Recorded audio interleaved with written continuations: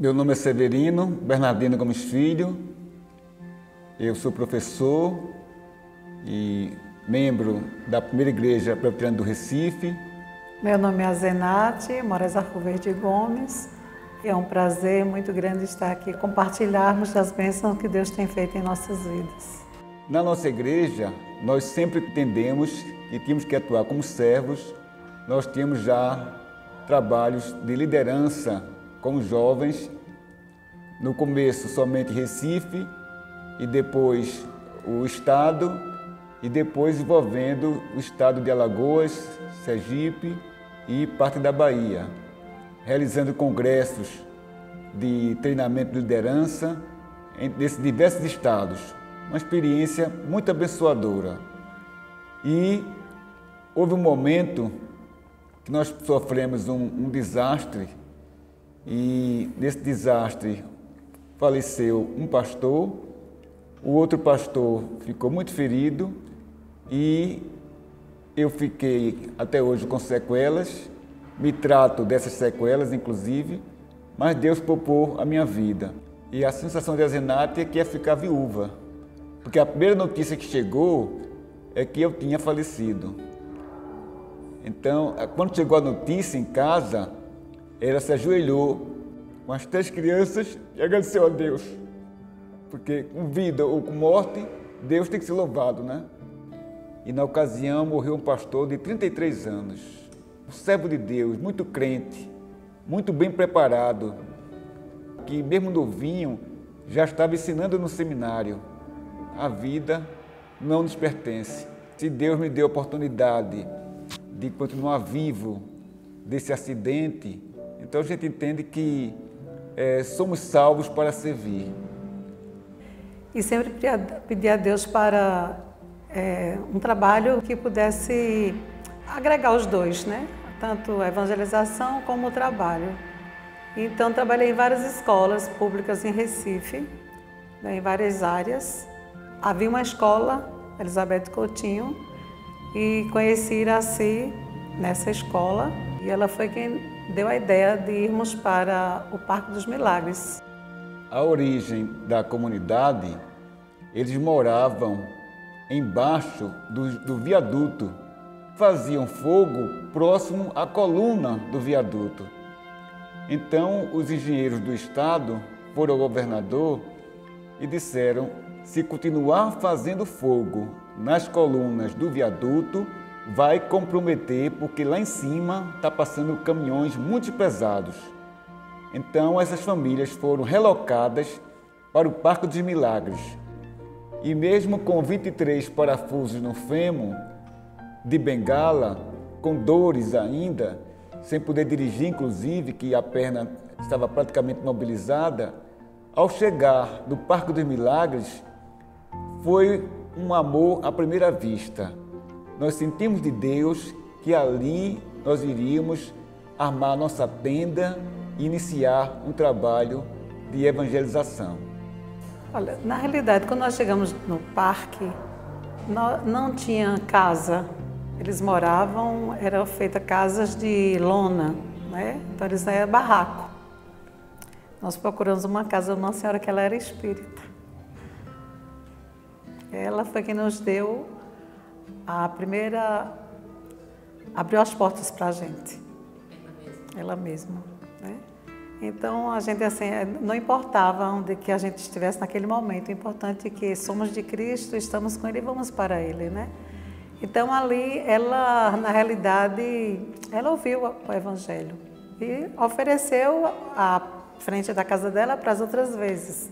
Mas cada domingo a gente ia conhecendo outras famílias, ao ponto de todo mundo conhecer a gente e saber que nós estávamos ali realmente para falar de Jesus. E assim foi durante 1 ano e meio, mais ou menos, né, que nós trabalhamos no chão.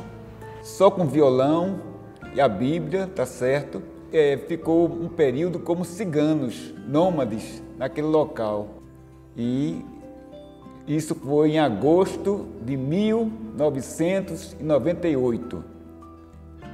E 15 de novembro de 1999, sentimos da parte de Deus para iniciar uma construção lá no Parque dos Milagres.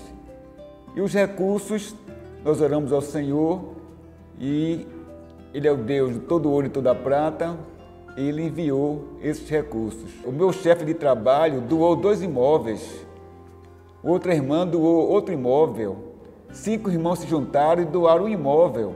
A primeira igreja doou 2 imóveis, a igreja de Cornerstone doou também um imóvel, ou seja, as doações chegaram.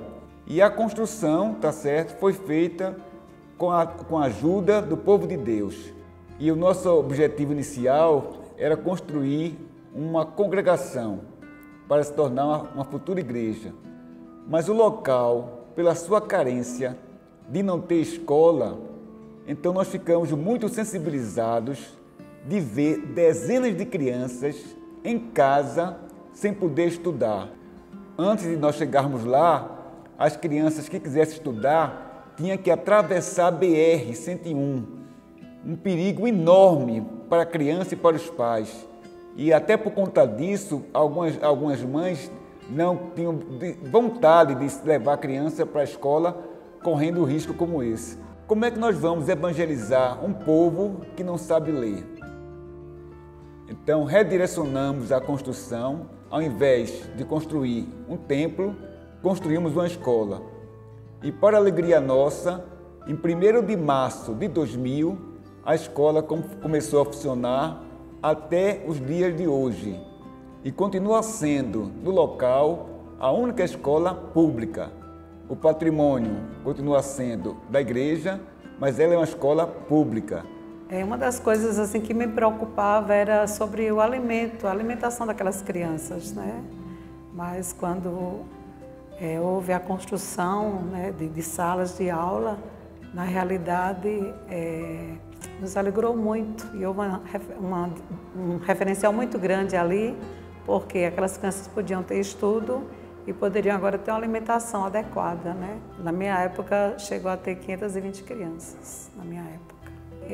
Uma das coisas assim que me chamava a atenção é que quando eles diziam assim, poxa vida, aqui me chamam de meu amor. Eles nos tratam com amor e com carinho.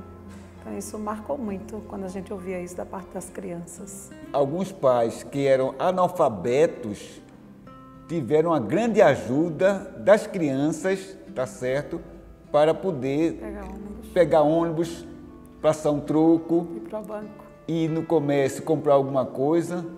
Tinha uma mãe que ela levava uma criança da escola, aluna, para a mercearia e ela apontava o que era e a criança dizia o nome do produto à pessoa da loja, porque ela não sabia se expressar desse jeito. Então a gente vê que a escola, na verdade, ela proporcionou essa bênção no local. E hoje a gente tem a alegria de saber que através da existência da escola, algumas crianças que chegaram àquela escola no ensino infantil, hoje já estão aí com a sua graduação. E outros, tá certo, trabalhando direitinho, tá certo, sendo pai e mãe de família de maneira honesta. E isso é bênção de Deus. Saber que o Evangelho, quando chega, ele transforma, ele muda, ele dá uma cosmovisão diferente para as pessoas.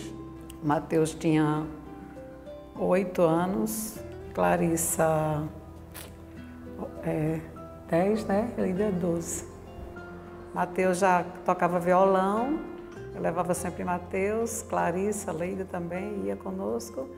E eu pedi a Deus para criar os meus filhos diferentes, mostrar outra realidade de vida, né? E foi assim que Deus nos fez nos envolvermos também. Graças a Deus, Deus nos preservou de muitas coisas. Quando Ele diz assim, eu te tomo pela mão, estarei contigo todos os dias da minha vida. E então, as promessas do Senhor, ela nos faz confiar, né? E nos leva a qualquer lugar. Ele estando conosco, Ele cuida. Essa é a nossa confiança, de confiarmos em Cristo, né? Tanto a minha família, meus pais, irmãos, o Diazenato também, temiam, tá certo, pela nossa segurança. A mídia sempre tratou o local com muita desconfiança e isso a gente não levou em consideração. Então foi importante reconhecer que nós cumprimos a determinação do Senhor de estarmos ali, tá certo? E nós amamos nossos irmãos, tratamos eles em muita estima, muita consideração, sofremos, choramos, mas, repito, uma bênção de Deus poder estar ali com toda a família, tá certo, no nascedouro desse trabalho e dizer como Josué, eu e minha casa servimos ao Senhor.